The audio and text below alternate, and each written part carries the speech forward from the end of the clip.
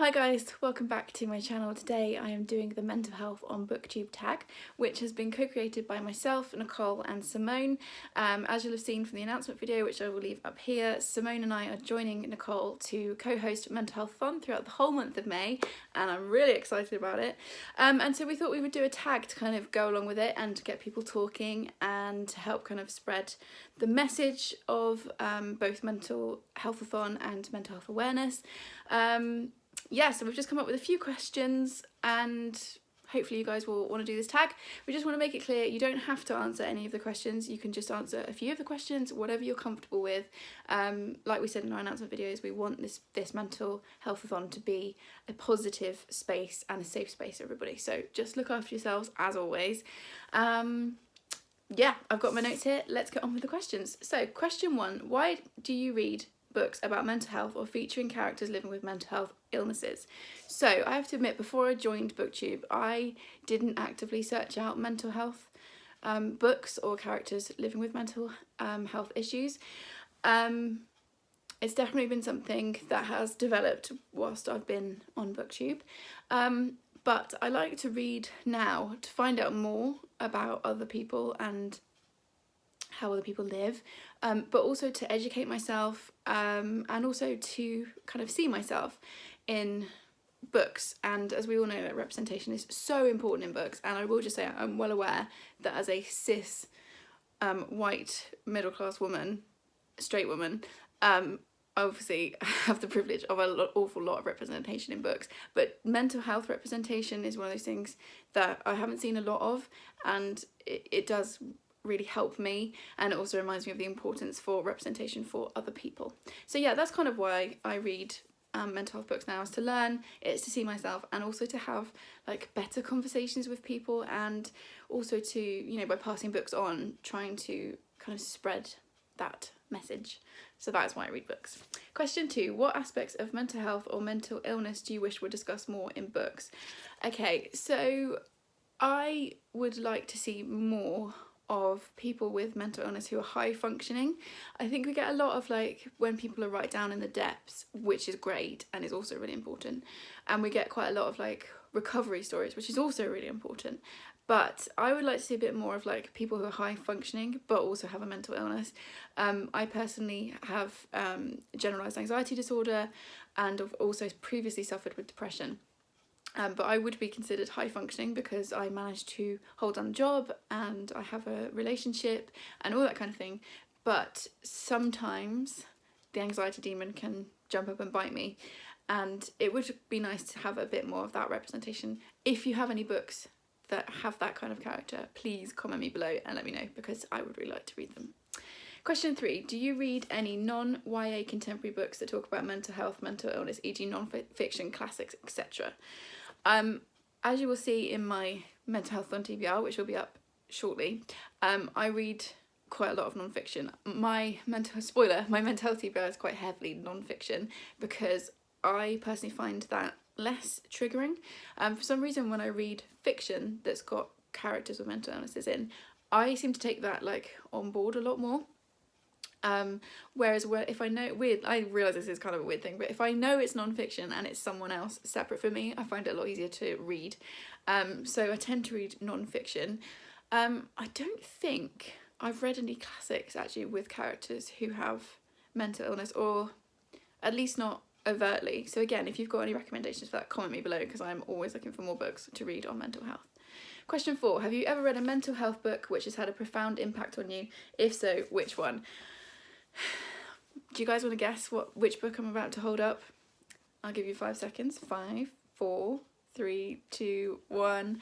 Am I Normal Yet? By Holly Bourne. This is a book that I read last year for Mental Health Fun, and I have now read almost all of Holly Bourne's backlist and the books that have come out since last year, because she's really prolific. And I firstly absolutely fell in love with her writing, and secondly bawled my eyes out because I saw my teenage self in this book. So in case you've never watched one of my videos before, because I mention this all the time, we are following a girl who has got OCD and anxiety, and she has been away for treatment, and she basically comes home and it's about her trying to get back to normal and go back to college and have friends and a boyfriend, all that kind of thing. And the rep in here for anxiety and also for panic attacks is just absolutely bang on. It's one of the few things that I've ever read that was so bang on, and I just loved it. And as I keep saying, it's one of those books that I wish had been around when I was 14, because I would have been felt far less lonely. So yeah, if you have anxiety or you know someone who does, I would really recommend this. Nicole's also said that the OCD rep is really solid as well, so it comes highly recommended, and it definitely had an impact on me.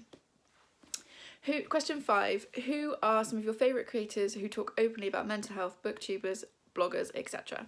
So I count myself very lucky to be in a really positive corner of the internet, and a lot of the people that I communicate with daily have mental health issues and are very open about that, and I love how open we all are with each other, because I feel like the more we can have those conversations and other people can see us having those conversations, the less of a stigma there will be. And obviously that's the whole point around Mental Health-a-thon, is to have these discussions and be open. So I could probably point to like basically all of my Booktube friends, and also Bookstagram and Book Twitter, but a few that sprung to mind really quickly when I was writing this out would be Nicole, obviously, from Beautiful Chaos of Books, Simone from Me, Simone and I, Charlotte from Books and Bargains, Leanne from Literary Diversions, and Emily from Novel Novels. I will link all of those people in the description, but so many of us, I feel like we're in a really good like little gang, like friendship group on the internet, like connected to each other, and I think a lot of us are really good at talking about mental health. So I will link those people specifically in the description, but if you go back and watch my Victoria Recommends Booktubers series, pretty much anyone I mentioned on there is open and positive about their mental health and any issues that they're having, which I think is amazing. Question 6, have you ever read a mental health book which negatively portrayed mental health? If so, which one? I'm really lucky to say that I haven't, and I think it's because I've come to reading books about mental health quite late, and also I'm very guided by the books that my friends read when it comes to mental health. In general, I'm not really that influenced, I don't think, by Booktube on what I read, but when it comes to mental health rep, if someone says this has got a negative rep or this isn't good, I will just flat out avoid it, because I'm not going to run the risk that it's going to be really bad. So no, I generally will avoid any books that I see get a negative review that have got a mental health aspect to them.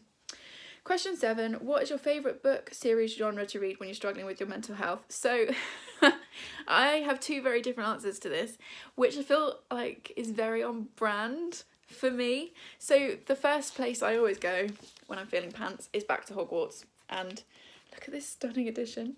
I love these editions so much. They are just absolutely beautiful. And it's such a cliche, but Hogwarts feels like home, and it's just a cozy, comfy time.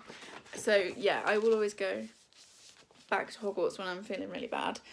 I actually haven't done a reread of these for probably 18 months, but it's definitely coming. I think maybe from September.